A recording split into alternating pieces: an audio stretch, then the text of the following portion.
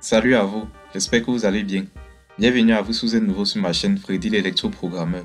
Je m'appelle Freddy. Dernièrement, on a vu comment faire la somme de deux unité entiers entre au clavier par l'utilisateur. Aujourd'hui, on va voir la table de multiplication. On va voir comment programmer une table de multiplication, par exemple d'un nombre entier par l'utilisateur au clavier. Programmer cette table de multiplication jusqu'à 12. Donc, c'est-à-dire, par exemple, si on a entre 5, ça va faire 5 fois 1 jusqu'à 5 fois 12 et afficher. Voilà, comme d'habitude, je vais donc commencer dans ArgoBox pour ensuite aller traduire mon algorithme en programme C dans CodeBlocks. Donc dans ArgoBox que voici, je vais entrer dans ArgoBox. Donc dans ArgoBox ici, c'est ici où je vais écrire mon algorithme pour ensuite aller traduire à langage C. Bon, au niveau des variables ici là, voici la structure d'un algorithme. Ici, on a les fonctions utilisées. Bon, ici, on a les variables. Ici, on a le code de l'algorithme qui se trouve entre début algorithme et fin algorithme. Mais ici, on va d'abord déclarer nos variables. Je vais déclarer les variables. Ici, on aurait trois variables dans notre programme. Et vous devez savoir que pour faire cette table de multiplication, on va utiliser une boucle pour, une structure itérative bornée pour. Ici, on aurait un indice qui serait i, qui va varier de 1 à 12, puisqu'on va faire la table de multiplication jusqu'à 12. On aurait n, qui serait le nombre entré par l'utilisateur au clavier. Et on aurait p, qui serait le produit de n et i. Donc, je commence donc par déclarer mes variables. N est du type nombre. I est du type nombre. Et P est du type nombre. Voilà. Je peux donc commencer l'écriture de l'algorithme. Je vais commencer par affecter à I la valeur 1. Donc j'initialise I à 1, puisque je vais commencer ma table de multiplication par 1. Donc par exemple, si je tape 5, si l'utilisateur entre 5 au clavier, ça doit commencer par 5 fois 1. Donc j'initialise donc I, qui serait l'indice ici là. Variant de 1 à 12, je l'initialise à 1. Ensuite je viens là. Je peux donc commencer à afficher le message. L'utilisateur doit voir entrer un nombre.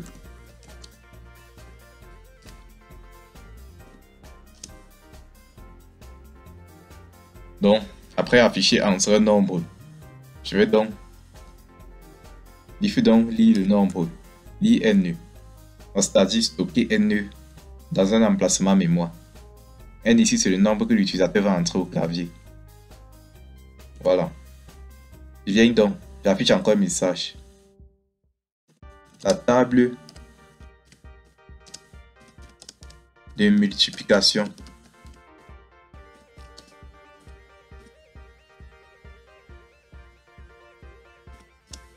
jusqu'à 12 de ce nombre est.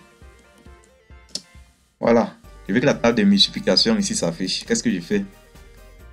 Je viens donc ici ajouter. Donc ici là, ce sont déjà les opérations standards. Ici on a l'opération, par exemple, on peut ajouter la structure conditionnelle ici, la boucle tant que et la boucle pour. Donc dans mon algorithme, je vais utiliser la boucle pour. Je mets ici mon indice qui est i, qui est initialisé à 1. Il a varie donc de 1 à 12. Et à chaque fois, P qui voici, qui est le produit, doit prendre la valeur. À chaque fois, P doit prendre la valeur n fois I.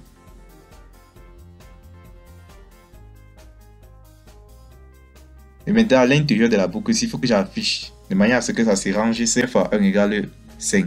Ça part à la ligne 5 fois 2 égale 10. Ça part à la ligne 5 fois 3 égale 15 et ainsi de suite. Donc je viens donc là. Je mets afficher variable.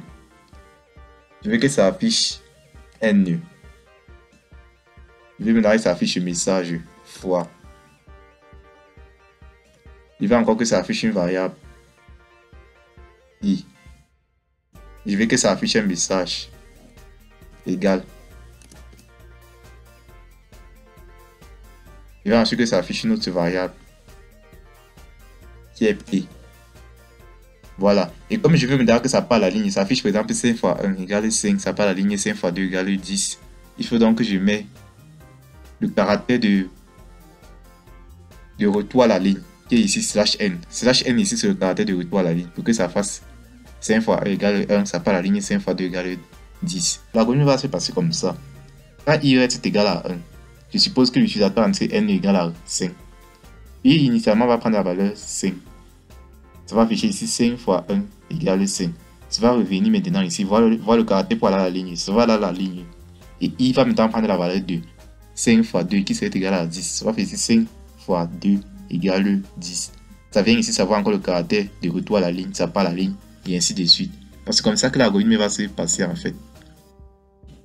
Voilà, comme j'ai fini mon algorithme, je peux donc lancer. Je peux donc tester mon... Bon, on me dit là qu'il y a une erreur. Une erreur à la ligne 25. Apparemment, j'ai fait une erreur quelque part. Alors, je vois une erreur qui se trouve ici. Ici, vous voulez dire que i prend la valeur. I prend la valeur ici. J'ai mis i, voilà. Donc, i prend la valeur 1. Et mais ici, afficher entre un nombre, l'utilisateur lit le nombre. Ensuite, afficher la table de multiplication jusqu'à 12 de ce nombre est. J'entre maintenant dans ma boucle itérative bornée qui avait un indice qui varie de 1 à 12. J'affiche le caractère de retour à la ligne et il prend la valeur n fois i. Affiche n, affiche fois, affiche i. Voilà, n ici, ça serait le contenu de n, i serait le contenu de i. Donc, cela peut afficher n, mais si l'utilisateur entre 5, ça va afficher 5. Et i ici va prendre la valeur 1, 2, 3 jusqu'à 12. Voilà. Je vais encore tester mon algorithme et voir. Voilà, ça marche. Je lance l'algorithme. J'ai rentré par exemple 5.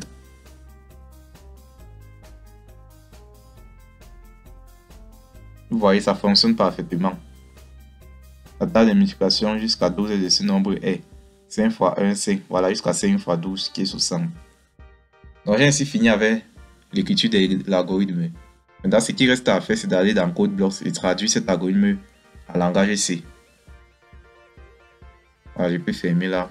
Je peux enregistrer. Table de multiplication.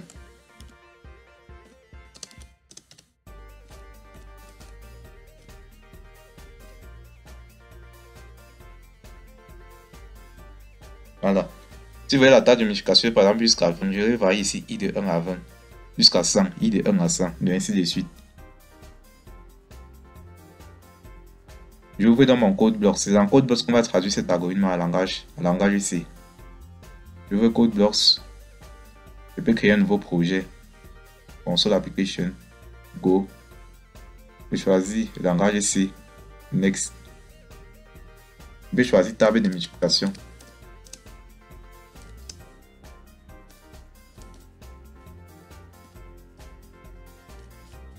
Voilà, je choisis. Je veux qu'ici que ça aille au bureau. Pas au bureau. Voilà. J'appuie sur Next. Finish. Je peux agrandir.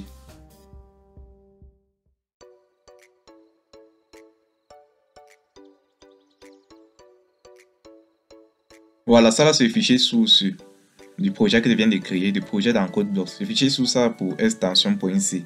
Le nom c'est main.c. Voilà. Au niveau de CodeBlocks, c'est pour traduire mon algorithme que j'ai écrit en langage C. Je vais partir dans cet algorithme, essayer de traduire ligne par ligne, prendre les deux, essayer de joindre, essayer de faire le lien entre les deux, entre AlgoBox et CodeBlocks. Je réduis donc. Je choisis là. Voilà, j'ai à ce niveau. Je vais déclarer mes variables n, i et p. Dans CodeBlocks, c'est assez simple. En langage C, c'est simple. Ce sont des entiers ici. Donc, ça serait in n, virgule, i, virgule, p, point, virgule. Voilà. Maintenant, je vais affecter à i la valeur 1. Comme ici, j'ai mis i prend la valeur 1. J'ai dit i prend la valeur 1, j'affecte ici à i la valeur 1. Donc, j'initialise i à 1. Donc, je peux venir là, de sa déclaration. je mets directement égal 1. J'ai affecté à i, j'ai initialisé i à 1. Donc on peut initialiser une variable lors de sa déclaration. Voilà. Je vais maintenant là, ici à ce niveau, afficher entre un nombre. Ici à l'instruction à langage C, c'est printf. Printf entrer un nombre.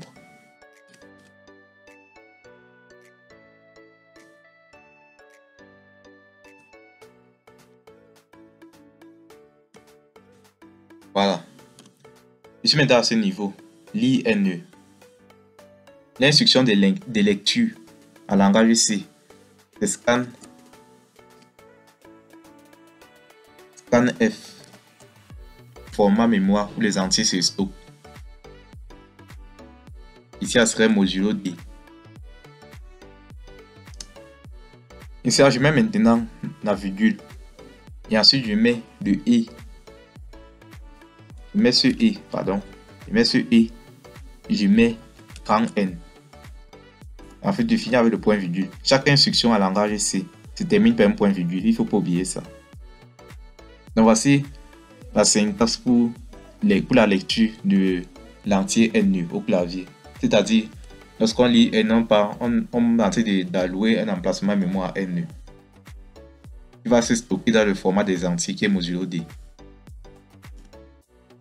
Voilà, je mets afficher la table de multiplication. Je peux copier ça.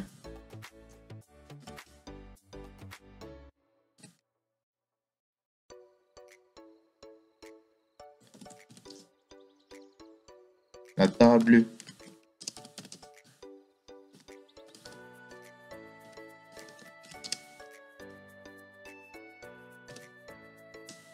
de ce nombre.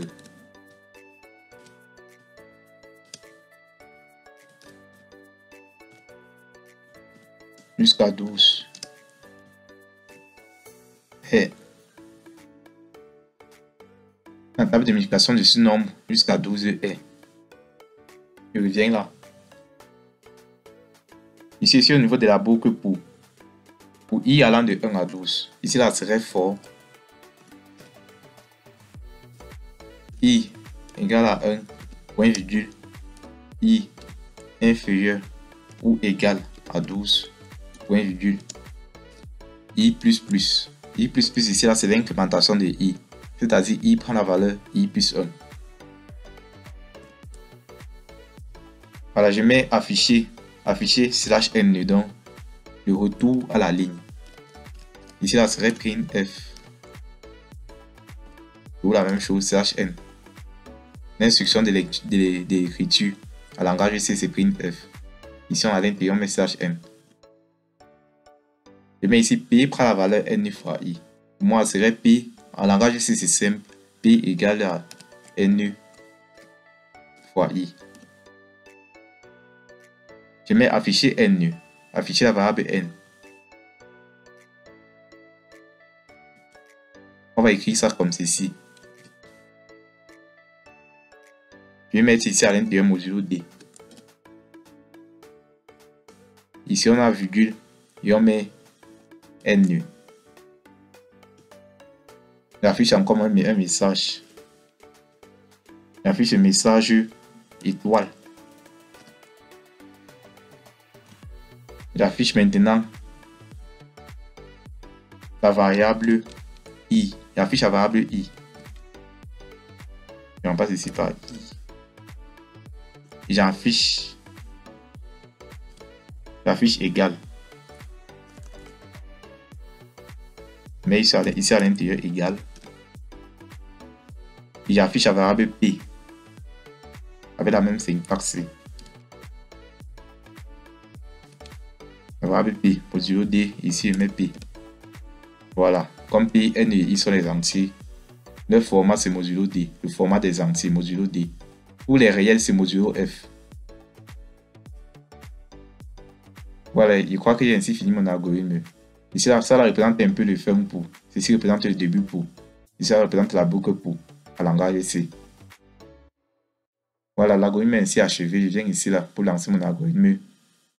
J'exécute le programme.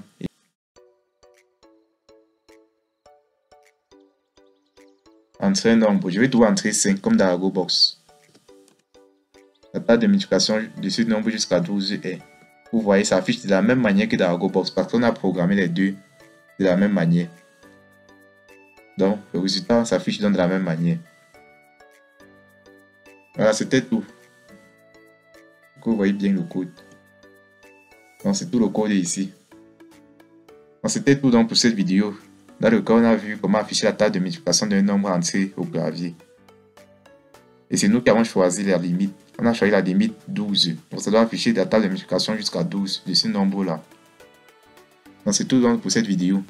Si ça vous a plu, n'hésitez pas à me laisser un pouce, ça fait plaisir.